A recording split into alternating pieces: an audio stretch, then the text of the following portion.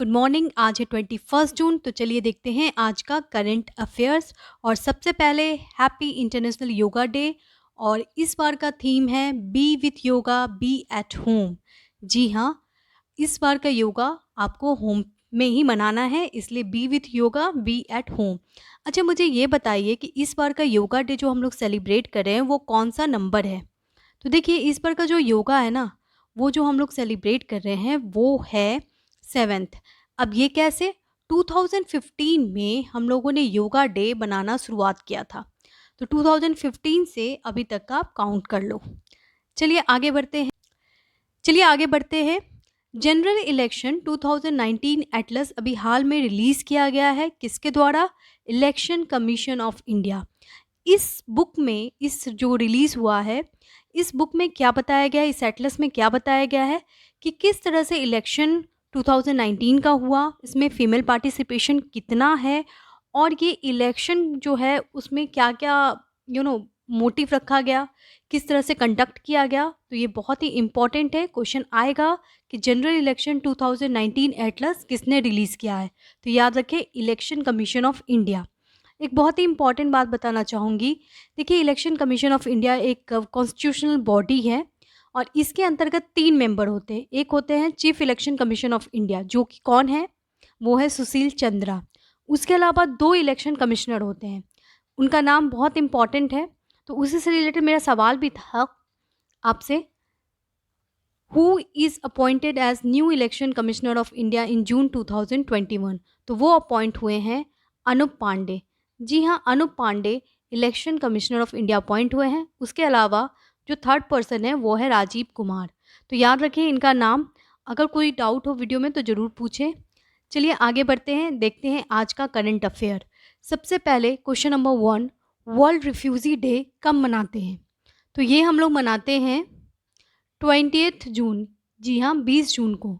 20 जून को मनाया जाता है वर्ल्ड रिफ्यूज़ी डे। रिफ्यूज़ी कौन होते हैं? वो लोग जिनकी कोई आइडेंटिटी नहीं होती है। जैसे हम सभी की आइडेंटिटी इंडियन है, तो वैसे ही इंडियन है, चाइनीज़ है, जापानीज़ है, लेकिन कुछ लोग हैं जिनकी कोई आइडेंटिटी नहीं होती, क्योंकि वो ऐसे एरिया से बिलॉन्ग करते हैं और ऐसे जगह उनको जाना पड़ जाता है, परिस्थिति आती है कि उनकी आइडेंटिटी नहीं रहती है। जैसे कि सीरिया से भागकर अगर वो ईरान आ गए हैं, ठीक है? तो आज हम लोग देखते हैं कि वर्ल्ड रिफ्यूजी डे का थीम क्या है। Together we heal, learn and shine. बहुत इंपॉर्टेंट है, याद रखें। Together we heal, learn and shine. चलिए आगे बढ़ते हैं क्वेश्चन नंबर 2 की तरफ। अभी हाल में प्रेसिडेंट इलेक्ट हुए हैं ईरान के, कौन हैं? जी हाँ, उनका नाम है इब्राहिम राइसी।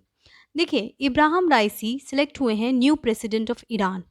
ईरान की जो स्थिति है आज के सिचुएशन में बहुत इम्पॉर्टेंट हो जाती है, क्योंकि यूनाइटेड स्टेट ऑफ अमेरिका बिल्कुल इसके अगेंस्ट जा रहा था। डोनाल्ड ट्रंप ने तो कितनी बार ईरान के अगेंस्ट आवाज़ उठाया होगा। आप लोग अगर न्यूज़ से अवेयर होंगे तो जानते ही होंगे। देखिए, ईरान की सिचुएशन बहुत ही डिफरेंट है और ईरान में जो गवर्नमेंट आई है इब्राहिम राइसी की, वो भी यही चाहते हैं कि यूएस सेक्शन को कम किया जाए और ईरान अपने ग्रोथ पे ध्यान दे। तो ये एक इम्पॉर्टेंट स्टेप है। ईरान का मैप में लोकेशन देखना ज़रूरी है।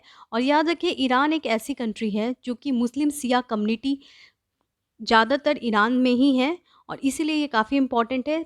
साथ में पास में जो भी कंट्री है उसमें सुन्नी कम्युनिटी ज़्यादा है, तो इसीलिए ईरान अकेला पड़ जाता है। तो ईरान में क्या है, सिया कम्युनिटी है। और ईरान का लोकेशन बहुत इंपॉर्टेंट है, इंडिया से ज़्यादा दूर नहीं है, अफ़गानिस्तान से बॉर्डर भी शेयर करती है ईरान। और अगर हम देखें तो गल्फ़ ऑफ ओमान यहाँ है, पर्शियन गल्फ़ यहाँ है और कैस्पियन सी यहाँ है। क्वेश्चन आ चुका है कि कैस्पियन सी से कनेक्ट होती है ईरान या नहीं? तो जी हाँ, ईरान होती है। चलिए आगे बढ़ते हैं क्वेश्चन नंबर 3 की तरफ। Project one world one education है जो स्टार्टेड बाय। अभी हाल में एक बहुत ही इंपॉर्टेंट इंटरनेशनल प्रोजेक्ट है, इसलिए ये इम्पॉर्टेंट है।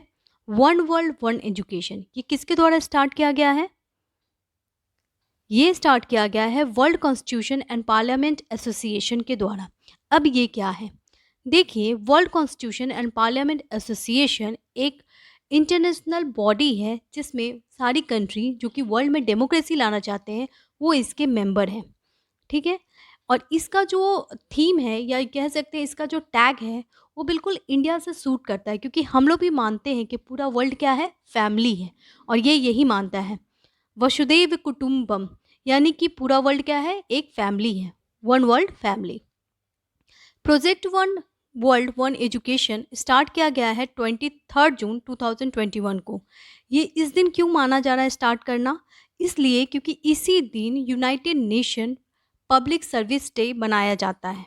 तो याद रखें, project one world one education का इस बार का ऑब्जेक्टिव क्या है और ये प्रोजेक्ट क्यों स्टार्ट किया जा रहा है।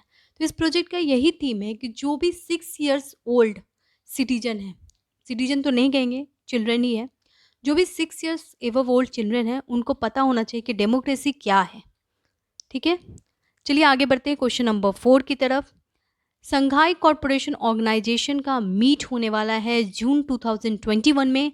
आपको बताना है कि इंडिया के कौन से रिप्रेजेंटेटिव हैं। तो वो हैं, जी हाँ, अजीत डोभाल। अजीत डोभाल कौन है, नेशनल सिक्योरिटी एडवाइज़र हेड।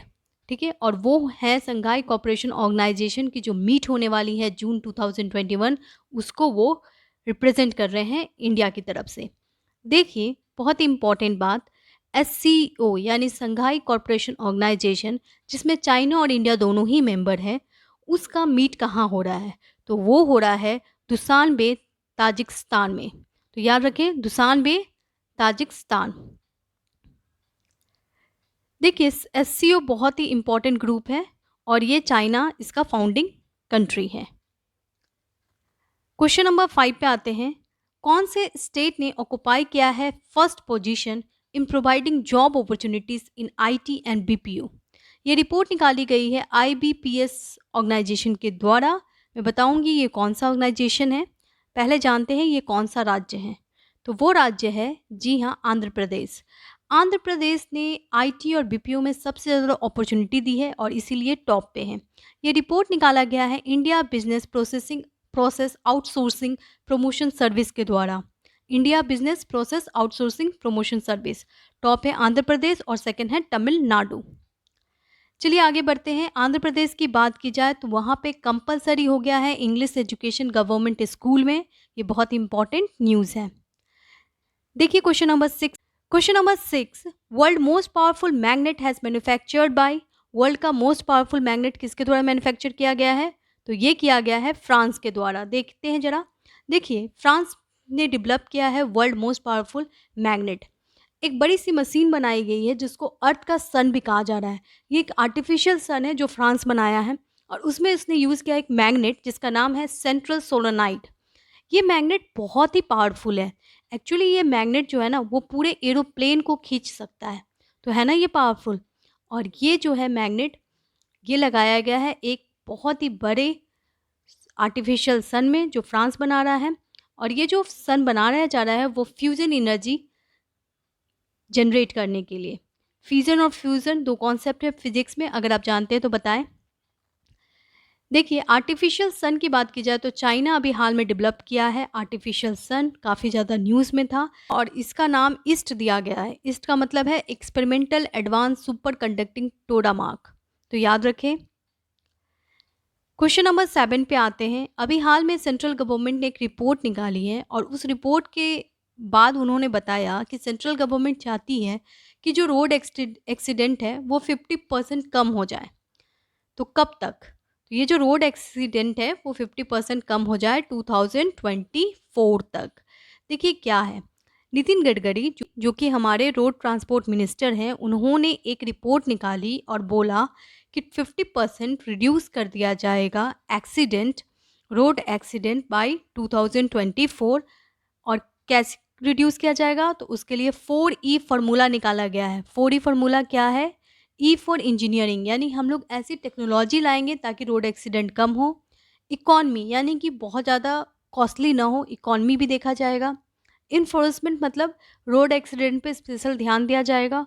और एजुकेशन मतलब लोगों को अवेयर किया जाएगा। तो 4E को याद रखें, engineering, economy, enforcement, education. Question number 8 जो कि इस वीडियो का लास्ट क्वेश्चन है, तो प्लीज़ देख ले। ब्रांड एम्बेसडर कौन है स्मार्टफोन के, तो वो है वन प्लस स्मार्टफोन है, उसका ब्रांड एम्बेसडर कौन बने हैं, तो वो है जसप्रीत बुमराह। जसप्रीत बुमराह जो कि बहुत ही रिनाउंड क्रिकेटर हैं और वो बने हैं एम्बेसडर वन प्लस, जो कि एक चाइनीज़ कंपनी है। ये बनी थी 2013 में। चलिए देखते हैं आज का सवाल। Legend Milkha Singh has own the gold medal in Commonwealth game. Legend Milkha Singh का मृत्यु हो गया है, आपको पता ही है, तो उनसे रिलेटेड ये क्वेश्चन है, गोल्ड मेडल कब जीता था उन्होंने कॉमनवेल्थ गेम में। तो जल्दी से इसका आंसर दे दें और फ्रेंड्स वीडियो अच्छा लगे तो लाइक कर दें, शेयर कर दें और चैनल को भी सब्सक्राइब कर लें। Thank you.